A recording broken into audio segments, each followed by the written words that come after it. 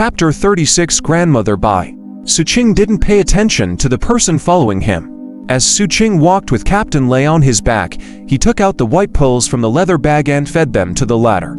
Perhaps it was the effect of the white pills, or maybe it was the efficacy of the seven-leaf grass. Captain Lei's complexion gradually stopped turning greenish-black. It was just that the anomalous substances in his body were too dense, and even with Xu Qing's white pills, it couldn't be completely suppressed at this moment. As such, Captain Lei was still in a state of unconsciousness. It was apparent that what he experienced on this journey to the Forbidden Zone had affected him greatly. Hence, on the way back during this dark night, when Xu Qing encountered more scavengers who were in despair from being trapped within the labyrinth fog, he allowed them to follow behind him the expensive white pills. They would then follow the sound of his footsteps to move forward. Of course, among them, there were still some blind people. However, they ultimately became a reference for the grateful followers behind Xu Qing and caused them to revere him even more. Most of them speculated that he must be one of those who were born innately with great mental energy, because only such a person would not be confined by the labyrinth fog. And with regard to this type of people, Xu Qing had heard about them from Lu-One-Tooth previously. It was also what he thought about when he saved the first person in exchange for white pills. Hence, it became a cover-up, and he didn't worry about exposing his secret. His accumulations soon surpassed 10 white pills, and this finally caused Captain Lei's complexion to recover, turning from the greenish-black to merely green. His breathing was evidently smoother by a lot as well. At the same time, Xu Qing discovered that the feedback from his shadow couldn't be sustained for a long period. Following his journey forward right now, the perception of the fog ahead was less transparent than before and gradually turned fuzzy. It seemed like it wouldn't be too long before his sight became the same as others. It was fortunate that the remaining distance to the outside world wasn't that far. Hence, as his vision started to turn blurry, Xu Qing hastened his speed, and the darkness in the sky dissipated when the early sun rose. The first rays of the morning sun spilled over the ground at that moment. He, who was carrying Captain Lei on his back, finally passed through the small crack between the branches and leaves and saw the outside world in the near distance. Xu Qing's mood fluctuated. His body leapt toward the boundary in an instant and headed out of the jungle in strides. The moment he stepped across the cold boundary, the breeze from the outside world carried the warmth of the sunlight, falling onto Xu Qing's body. Because the sun rays were too bright, he couldn't help but squint his eyes. As he stood there, he took a deep breath of the air. At that moment, the followers behind him also regained their sight, one after another when they neared the edge of the boundary. Each of them held the agitation of someone who had narrowly escaped death, and they rushed out. As they stepped past the boundary, they became incessantly spirited. An old man even knelt on the ground and gently kissed the soul of the earth.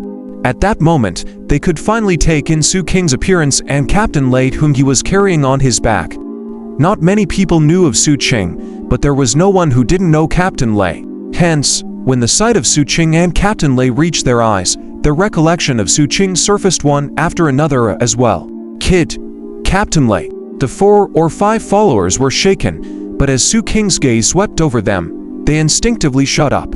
To be honest, the coldness Xu Qing had displayed toward those scavengers who harbored ill intentions had long since intimidated them. After that, Xu Qing didn't bother with them and retracted his gaze. He was about to make a beeline for the campsite when 2 figures whizzed over at that moment, approaching swiftly. It was Cross and Lu-One-Tooth. They had returned but didn't wait at the campsite. Instead, they were anxiously waiting outside. They had discussed it among themselves that if Captain Lei and the others didn't return that day, they would head back in again to search and rescue them. Hence, when they saw Xu Qing's silhouette from a distance, the 2 of them swiftly approached him. And when Cross noticed Captain Lei on Xu Qing's back, his pupils narrowed intensely, but when his gaze landed on Xu Qing's body, it softened. There was a change in Lu-One-Tooth's expression as well, with her murderous intent spreading immediately. She looked toward the people who followed Xu Qing out. As a result, the breathing of those people grew hurried one after another. They all grew alert. It has nothing to do with them. We were also fortunate because of them, or else Captain Lei might not have been able to press on. Xu Qing spoke up, dissolving Lu-One-Tooth's murderous intent. After that, those who followed him out let out a breath of relief. Now, when they looked at Xu Qing, it contained gratitude on top of awe. They then cupped their fist in the other hand as a sign of respect and left separately. After they left, Cross stepped forward to help Captain Lei off Xu Qing's back, but he was stopped by Xu Qing. "Let Captain Lei sleep a while more. I can still carry on." Xu Qing took a deep breath. "All right, let us return to the campsite first and bring the leader to the doctor." Cross nodded and took a white pill to feed it to Captain Lei. With Lu One Tooth, they escorted from each side, and the three of them sped toward the campsite. On the way, there were many times when Lu One Tooth wanted to speak. But in the end, she still couldn't help but ask, "Where's Barbaric Ghost? Are the Blood Shadow team still pursuing and attacking?" Xu Qing stayed silent and spoke softly after a long while. "Barbaric Ghost mutated and died in battle." That sentence stopped Cross and Lu One Tooth in their tracks. They were speechless. Even if they were mentally prepared, there was still an intense sadness growing. Lu One Tooth was even a little despondent. It was Xu Qing's second sentence that shook them, making them look at Xu Qing in disbelief. "Blood Shadow team, completely annihilated." Xu Qing lowered his head and slowly said while walking, "Is that why leaders' injuries and anomalous substances are so serious?" Lu One Tooth muttered as though she had an answer. To their side, Cross' expression was a little odd. He thought perhaps that was not the case. As such, he stared deeply at Xu Qing but didn't ask about the details. Xu Qing didn't explain nor mention the incident with the singing voice. That was Captain Lei's secret, so whether or not it should be divulged wasn't up to him. Just like that, the three of them dashed the whole way, and it wasn't long before they reached the campsite. They then headed immediately to the carriage convoy from outside, where the doctor who had gained much popularity during this time was located. The people in the queue felt the somberness of the Thunder Team's members from their appearance. Spotting the unconscious Captain Lei, the person at the front of the queue outside of the doctor's tent cleverly gave way. This allowed everyone from the Thunder Team to step into the tent very quickly. The tent was huge and filled with a strong medicinal scent. In addition to a few guards in iron armor, there was also an ill-looking scavenger visiting the doctor. The person who was attending to the sick was a meager old man. He wore a set of ordinary but cleanly washed gray long robes. Although wrinkles scattered around his face, there was vigor in his eyes. It seemed wise and farsighted, like the stars, as if it could see through a person's heart. On either side of the old man sat a young man and a young lady respectively. The man was a youth who seemed similar in age to Xu Qing. He wore a blue-colored long gown from silk, with a black-colored jade headband on his head. Moreover, there was a jade pendant engraved with a dragon figure hanging by his waist, with a gold tassel scattered at the edge of the round cushion. The young man was handsome with a well-kempt appearance, but it seemed like he was still not fully awake. One of his hands supported his chin, and he held a medical book in the other. He didn't seem like he had the energy to read it, and was yawning from time to time. On the other side was a young girl, about 16 or 17 years old, in a long dress. Her long hair cascaded down like a waterfall, and she had a standard oval face. Her skin was snow white, and she appeared refined and elegant.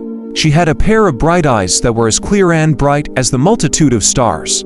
At that moment, she noticed the young man dozing off beside her and cracked a faint smile. Then, she lowered her head toward the pharmacopoeia in her hands. In that smile, her eyes curved like a crescent moon, and it seemed as if her charm was overflowing. And between this frown and a smile, she revealed her elegance naturally. One couldn't help but gasp at her sharp and elegant radiance. The pair of golden bow and jade maiden asterisk had a clear spirit that scavengers rarely saw. It made Lu One Tooth feel inferior and even Cross took a few glances. As for Xu Qing, he looked at the medical books in their hands and his expression revealed envy. Soon, however, he retracted his gaze and placed more focus on the doctor in front of him. At that moment, the doctor was giving the scavenger who visited some instructions. After the scavenger left in gratitude, he washed his hands with the copper basin by his side and lifted his head to look at Xu Qing and his companions. His gaze swept past them and landed first on Xu Qing. His eyes seemed to be filled with some deep meaning behind them. Then, he looked at Captain Lei, who was on Xu Qing's back as he spoke slowly. "Put him down." Xu Qing didn't know why, but under the old man's gaze, he felt a little nervous. It was like he was back in the slums and was facing the sir who had taught them. As such, with the help of Cross, the two of them put Captain Lei down carefully. letting him lay flat in front of the old man. And it was at that moment that Captain Lei slowly regained consciousness. He started when he saw the tent and also spotted the doctor, Xu Qing, and the others. Just as he was about to get up on his feet, the elderly doctor spoke indifferently. "Lie down properly." Those words made Captain Lei turn toward the doctor. As they looked at each other, Captain Lei still continued to get up without a word. After that, with Cross stepping forward to lend his arm as a support, Captain Lei bowed to the doctor. "Loss. It's just a few injuries, but they still sent me here. I want trouble, Grandmother Bai. Infine. You know who I am." The elderly doctor was puzzled as he looked over at Captain Lei. I've seen Grandmother Bai once from a distance, many years ago. Captain Lei nodded respectfully. Grandmother Bai stared deeply at Captain Lei and said slowly, "Your recent injury isn't too serious, and the anomalous substances in your body are also suppressed, so it's not a major issue. As for the exhaustion of your state of mind, it is obvious that there was an undue fluctuation in your emotions lately, which hurt your heart meridian. Although the combination of all these is a little troublesome, it is still alright and treatable. But this is not the main point. The main point is that there is an internal injury to your body that was incurred many years ago. In guessing someone crippled your foundation. In your early years, your current cultivation was rebuilt from scratch. To be able to reach this level of cultivation after having your foundation crippled is not easy. It's just that, with all these mixed together, you've overused everything. It is difficult to treat them with ordinary medication, so I am also powerless. I'll give you a set of medications. To what extent it would be able to heal will depend on your fate. But you must remember at all costs that from now on, you cannot continue your cultivation breathing technique. Otherwise, when the anomalous substances increase and cause the internal injury to relapse, then you'll meet certain death." Hearing Grandmother Bai's words, Cross and Lu One-Tooth fell into silence. It was apparent that they knew Captain Lei's foundation had been crippled before. However, Xu Qing didn't know about it and looked toward Captain Lei, suddenly recalling the singing in the Forbidden Zone and that pair of red female shoes. "Is there no other way?" Cross asked slowly. "There is, if you can find the Heaven Fate flower, which belongs to the category of heavenly ingredients and earthly treasures. Then you can naturally continue to cultivate for another generation." It was said that one of such stalks once appeared in the Forbidden Zone near here. Cross went silent, and Lu One-Tooth looked anxious. At this moment, Xu Qing looked at Captain Lei. Compared to them, Captain Lei looked calm and smiled slightly. "It's not that serious, it's all chronic illnesses.